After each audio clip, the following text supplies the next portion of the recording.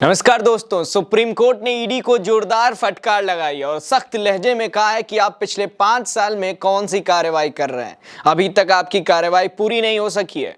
तो क्या कुछ मामला है जिस पर सुप्रीम कोर्ट ने ईडी को फटकार लगाई है, आइए देखते हैं।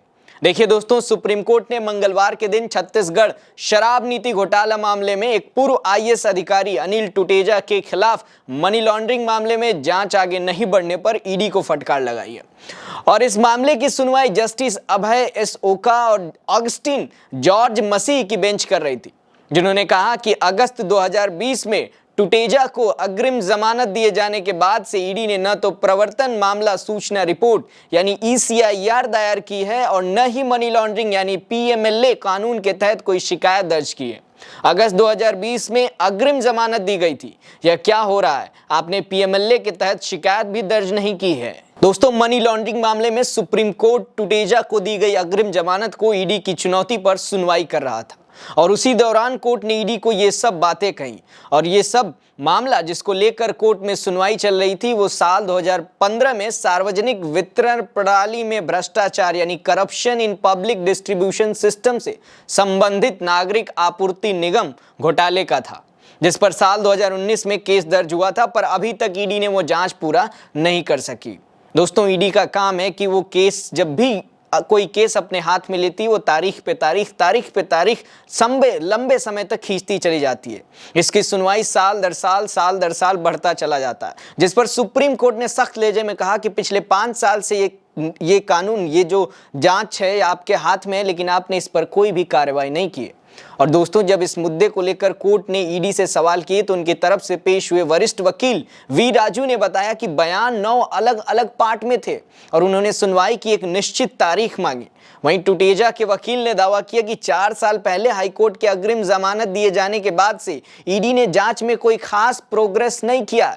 इस पर जस्टिस ओका ने ईडी को टुटेजा के खिलाफ सबूतों का ब्यौरा देते हुए हलफनामा दाखिल करने का निर्देश दिया। साथ ही दोस्तों, कोर्ट के अंदर वरिष्ठ वकील राजू ने जवाब दिया कि कुछ जानकारी रिकॉर्ड पर नहीं रखी जा सकती।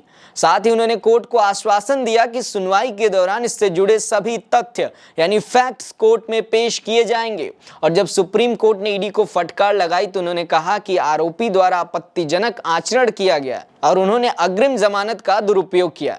दोस्तों, ये कहानी कोर्ट के अंदर खत्म नहीं हुई और फिर टुटेजा के वकील ने सुझाव दिया कि ईडी जानकारी को सीलबंद लिफाफे में पेश कर सकता है, पर वो ऐसा करने से मना कर रहा है। हालांकि उन्होंने ये भी बताया कि यह सुप्रीम कोर्ट के उस फैसले के विपरीत होगा जिसमें इस प्रथा को अस्वीकार किया गया था। उन्होंने कहा कि उनके मुवक्किल ने 2020 में छत्तीसगढ़ हाईकोर्ट द्वारा उन्हें अग्रिम जमानत दिए जाने के बाद से ईडी के सभी समन का अनुपालन किया है। जितनी बार ईडी ने जांच के लिए, पूछताछ के लिए गया, उसका उन्होंने अच्छे तरीके से पालन किया।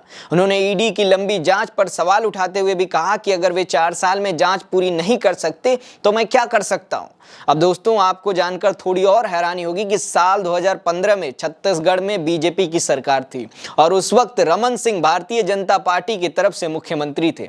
तो सवाल यही है कि आखिर ईडी इतने लंबे समय तक किसी भी केस को क्यों घुमाती है? क्या ईडी को मजा आता है केस को सालों तक लटकाए रखने में? और ये हमारे देश में कोई पहली बार नहीं हुआ है, पहला मामला नहीं है जो ईडी इतने लंबे समय तक लटकाए पड़ी है।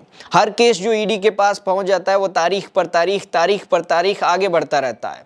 खैर, अब देखना यही है कि सुप्रीम कोर्ट के आदेश के बाद ईडी इस केस को कितना जल्द सॉल्व करती है। वैसे आपको क्या लगता है? अपना जवाब नीचे कमेंट सेक्शन में लिखकर बताइएगा। आज के लिए इस वीडियो में इतना ही। मेरा नाम है अरुण चौरसिया। मिलते हैं अगले वीडियो में, तब तक के लिए नमस्कार।